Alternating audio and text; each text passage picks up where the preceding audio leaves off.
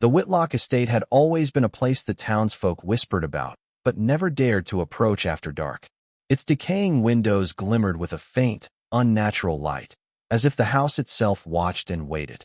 Every daughter born into the Whitlock line vanished before 16, their deaths quiet and inexplicable, leaving the family name wrapped in rumors that curled like smoke around the village. The Whitlock family had always been wrapped in an aura of fear, their name carrying an almost palpable weight through the generations.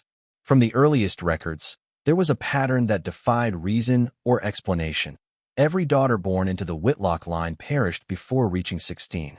Some townsfolk whispered of accidents that could never be fully explained, of illnesses that emerged suddenly and claimed the young lives with a cruel efficiency, and of faint, unexplained marks on their bodies that vanished before anyone could investigate. Others spoke of a more sinister origin, suggesting that the deaths were the result of a curse, one that had been cast long ago, though no one could say exactly why or by whom. The family estate itself seemed complicit in the tragedies, a sprawling, decaying mansion perched on a hill at the edge of the village, its crumbling walls and long-abandoned halls offering an eerie backdrop to the unfolding pattern. Windows, once proud and gleaming, were now clouded with dust, and rooms that had once been lively with laughter were now cold and silent, as if mourning those who had been lost within its embrace. Each generation added to the weight of the family legend, and though the male members of the Whitlocks survived and thrived, the daughters seemed fated to succumb to an invisible hand, one that no doctor, scholar, or clergy could explain. Over time, the townspeople became wary of the family, avoiding the estate after sunset, crossing the street when a Whitlock daughter walked by, and speaking in hushed tones whenever the family name arose. Children were warned not to linger near the gates, and even the bravest among them would retreat at the first sight of the mansion's shadow stretching across the road. The atmosphere surrounding the Whitlocks became one of quiet dread, a mixture of superstition, grief, and a gnawing suspicion that something beyond human comprehension was at work. Letters and diaries from past generations hinted at whispered warnings, prayers offered in secret, and desperate attempts to understand or break the pattern, but each effort ended in tragedy. Scholars who dared investigate the family history often left unsettled, speaking of an unshakable sense of watching eyes and the feeling that the house itself was alive, guarding a secret that demanded the lives of the daughters.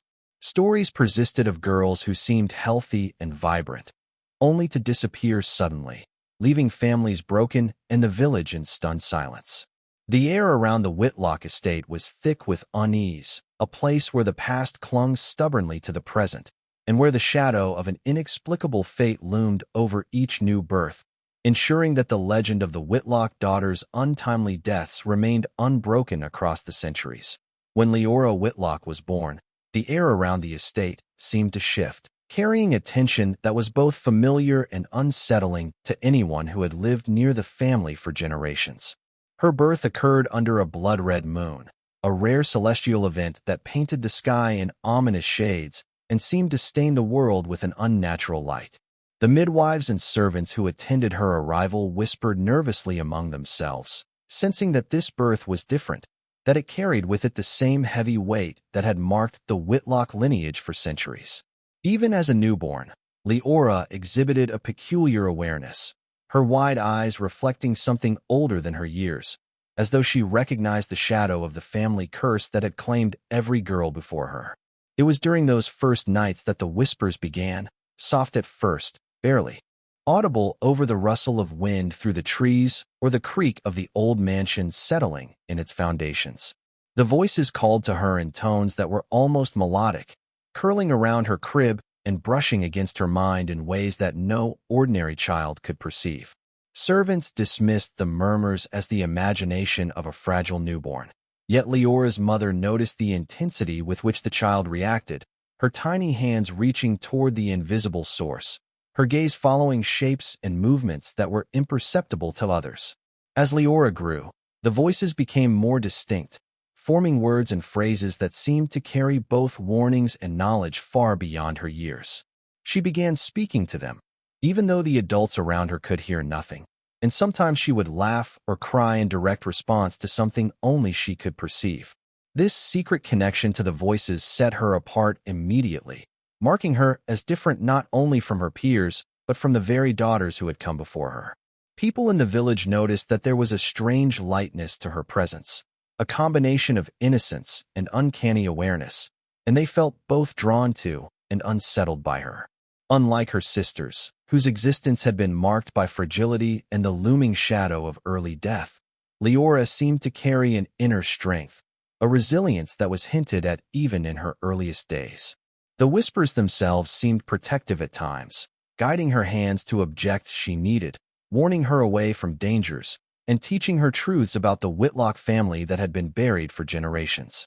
The house, which had been a place of sorrow and fear, seemed to react to her presence differently, creaking less ominously, holding back its shadows, as though it sensed that this particular daughter might be the one to challenge the dark legacy that had long haunted the Whitlocks. The villagers' murmurs shifted as well, a quiet curiosity mingling with their fear, for Leora Whitlock was no ordinary child, and from the moment she drew her first breath under that blood-red moon, it was clear that her life would not follow the tragic patterns that had consumed her predecessors. By the time Leora could walk confidently through the halls of the Whitlock estate, she had discovered the willow tree that stood at the far edge of the property, its gnarled branches drooping toward the ground as if shielding secrets within its shade.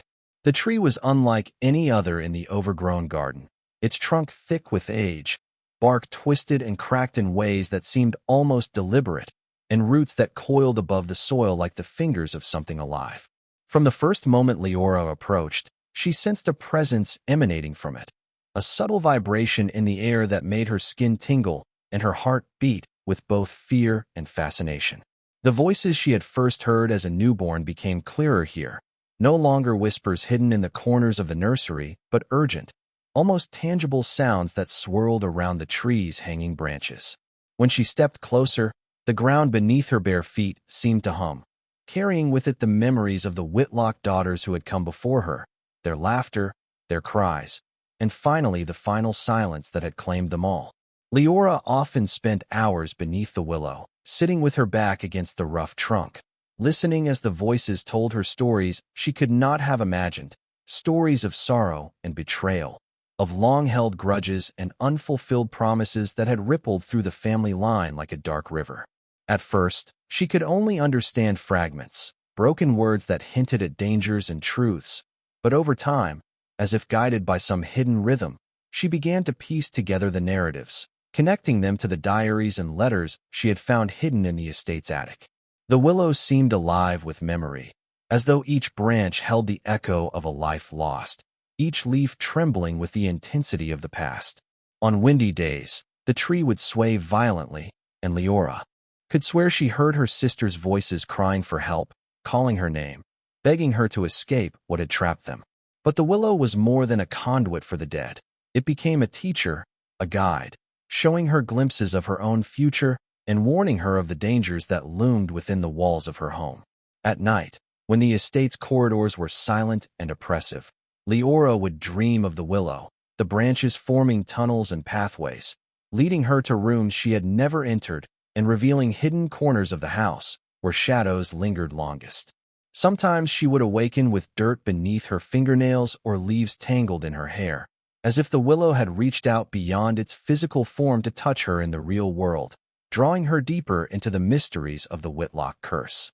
The townspeople spoke in fearful tones about the old willow, claiming that those who lingered beneath it would be consumed by madness. Yet Leora felt a strange sense of safety there, a paradoxical shelter from the same darkness that had claimed her sisters. It whispered to her not only of the past, but also of possibilities, hinting that perhaps, through the tree and its secrets, she might find the key to altering a fate that had seemed absolute for centuries. One afternoon, while exploring the long-forgotten attic of the Whitlock estate, Leora stumbled upon a small, dust-covered chest hidden beneath a pile of moth-eaten blankets. The chest was ancient, its wood warped and cracked with age, and the iron latch rusted so heavily it had nearly fused shut. Inside, she found a diary bound in faded leather, its pages yellowed and brittle, yet carefully preserved as if someone had intended for it to be discovered at the right time. The handwriting within was elegant, looping, and deliberate, the words carrying the weight of years and a sense of urgency that seemed to leap off the page.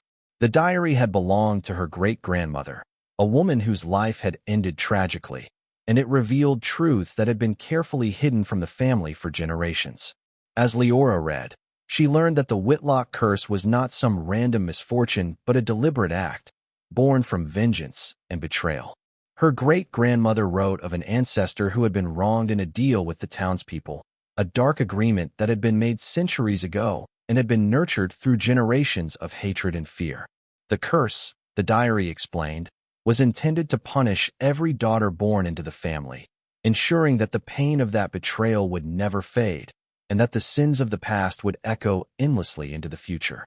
There were detailed descriptions of rituals, symbols carved into the estate's walls, and secret locations where objects had been hidden to maintain the curse's power, all written with a careful hand, as though the writer had hoped someone would one day find the instructions and understand the path to breaking it. The diary also spoke of the voices Leora had heard beneath the willow, explaining that they were remnants of the spirits of her sisters and ancestors, tied to the family line and bound by the curse's magic.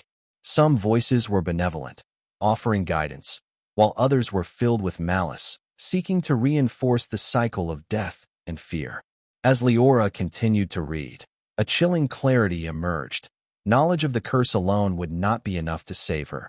She would need courage, ingenuity, and the willingness to confront both the dark forces and the hidden truths of her family's past. Each page seemed to pulse with the weight of generations, drawing her deeper into a web of mystery and danger that had already claimed countless young lives. The diary was more than a record of history. It was a warning, a guide, and a challenge, demanding that Leora comprehend the extent of the darkness she had inherited and prepare herself for the confrontation that awaited her. In that dusty attic, surrounded by forgotten relics of her lineage, Leora realized that the fate of the Whitlock daughters was no longer sealed by ignorance, and that the power to unravel centuries of torment might rest entirely in her hands. As Leora approached her 12th birthday, the subtle unease that had accompanied her entire life intensified, becoming impossible to ignore. The visions began quietly at first, fleeting images that appeared in the corners of her mind, like reflections in broken glass, moments of her sister's final days replaying themselves with vivid clarity. At first, she thought they were dreams, the product of a child's imagination, but soon she realized that the details were too precise, too horrifyingly accurate to be mere fantasy. She saw the expressions of her sisters frozen in fear, the exact moment the darkness claimed them, the faintest traces of their struggle etched into memory. Each vision was a lesson, a warning, and a challenge all at once, forcing her to confront the very curse that had hung over the Whitlock line for centuries. The experiences were exhausting, both mentally and emotionally, leaving her trembling, yet she could not turn away from them. The images demanded her attention, as though the spirits of her lost sisters were reaching across time, entrusting her with knowledge they could not carry themselves.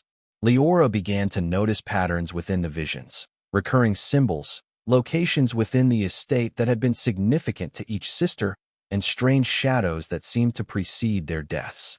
The more she observed, the more she realized that the curse was not random, but deliberate, shaped by a will that sought to maintain its hold over the family. These revelations terrified her, yet they also instilled a determination that had never been present before, a quiet defiance that whispered through her very bones. The visions forced her to confront her own mortality in a way no child should, and yet they granted her a rare clarity, a glimpse into the mechanisms of the darkness that threatened her life. By piecing together the fragments of her sister's deaths, she began to anticipate danger, recognizing the signs that had once gone unnoticed by those who had come before her. Every night, as shadows lengthened across the estate and the wind rattled the ancient windows, Leora replayed the visions in her mind, searching for solutions, for weak points in the curse that might offer a chance at survival. She experimented cautiously, testing the limits of her understanding, observing how the shadows responded, how the estate itself seemed to shift in reaction to her awareness. The whispers beneath the willow offered guidance, urging patience and caution, yet challenging her to take bold action when necessary. Each vision was both a burden and a key, a way of teaching her the language of the curse, the history embedded in the walls, and the steps that might allow her to break the chain of death that had ensnared her family. As Leora moved through these experiences, the line between fear and purpose blurred, and she realized that understanding her sister's fates was not merely an exercise in memory, but the only way to ensure that she herself would not fall victim to the same relentless darkness. It'd be why the time Leora turned 13. The shadows within the Whitlock estate had begun to take on a form that was impossible to ignore. She had long been accustomed to the subtle, creeping unease that accompanied her every step through the decaying halls. But now the darkness seemed almost sentient, moving independently of the natural light or the shifting sun. A figure began to appear at the edge of her vision, always just beyond clear sight, a shifting silhouette that disappeared whenever she tried to focus on it. At first, she thought it was a trick of the mind, the product of her imagination stirred by the whispers of the willow or the visions of her sister's deaths. Yet the evidence of its presence was undeniable. Doors would creak open with no one near them. Objects shifted slightly from their places, and faint scratches appeared on the walls overnight, forming patterns she could not decipher. The shadows seemed to feed on fear, growing stronger whenever Leora hesitated, retreating when she faced it directly, and yet never vanishing completely. She came to realize that it was not merely an apparition but the physical manifestation of the curse itself, the lingering will of the ancestor who had condemned the Whitlock daughters for generations. The figure would linger in corners, behind curtains, or across hallways, always watching, sometimes whispering her name in tones that were both familiar and malevolent, blending with the voices she had learned to recognize beneath the willow. At times, the shadow would manipulate her surroundings in subtle ways, creating obstacles or hiding objects, as if testing her resolve and measuring her courage.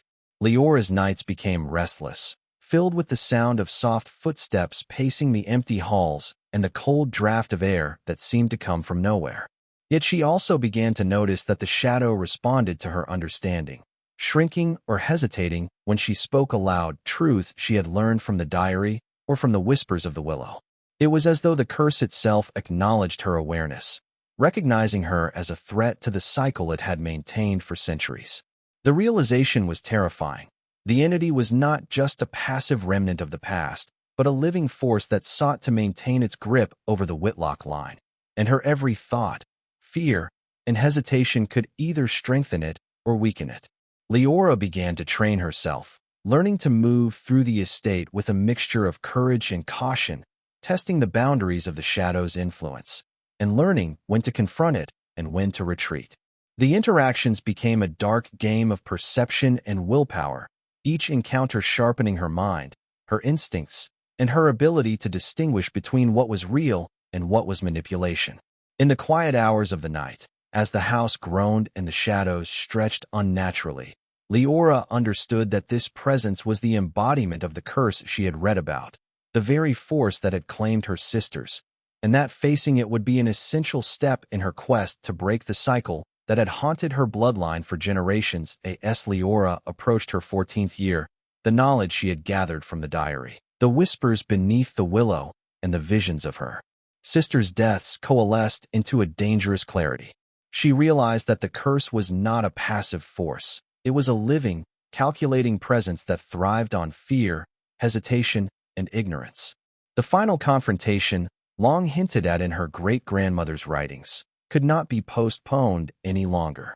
The instructions were cryptic, layered with warnings about the immense risk involved, yet they offered the only path to ending the cycle that had claimed so many Whitlock daughters before her.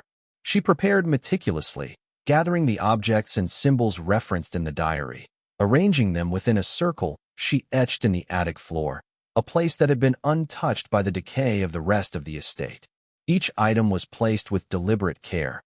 Candles, herbs, small charms imbued with centuries of whispered intention, and personal tokens from her ancestors.